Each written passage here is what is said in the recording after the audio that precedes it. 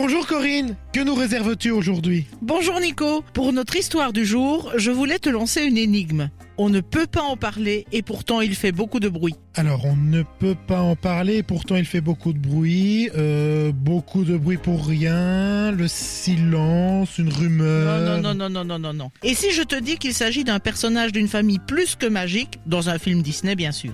Ah, mais bien sûr, tu vas nous parler d'Encanto et sa fameuse chanson Ne parlons pas de Bruno. Elle est bien entrée dans les têtes aussi, celle-là. Oh que oui, sortie début novembre 2021, elle caracole en haut des classements début janvier 2022, détrônant ce cauchemar des parents qu'était Libéré, délivré. La magie de la famille Madrigal a opéré. Pour un film dont le titre signifie charme, cela se comprend. Et pourtant, comme c'est fréquent chez Disney, cette chanson vedette ne devait pas exister puisque le personnage n'avait pas de nom.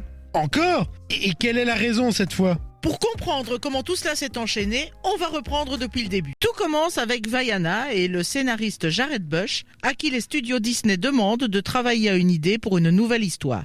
Il s'associe alors à Byron Howard, avec qui il a collaboré pour Zootopie.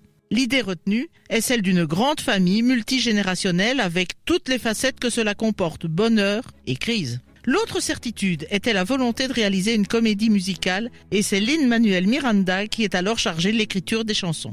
Bon d'accord, on a la trame et les talents issus des succès les plus récents des studios. Mais comment se développe le projet? On avait alors l'idée générale, la forme à donner au film, restait à savoir où placer l'histoire. L'idée viendra d'un ami des réalisateurs qui tourne alors un documentaire sur la Colombie.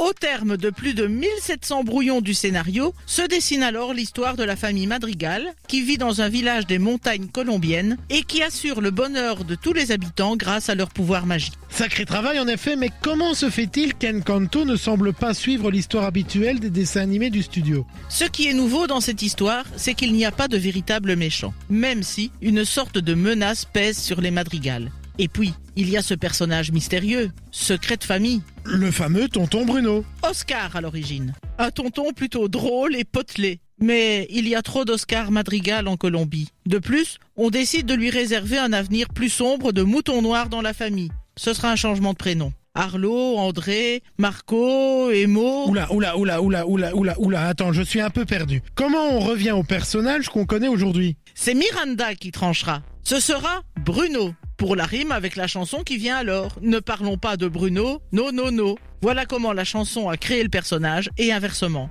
Bingo! Et un succès de plus. Oh, pas si vite. Le personnage est là, la chanson existe, mais personne n'avait vu venir le succès. Même Disney ne s'y attendait pas.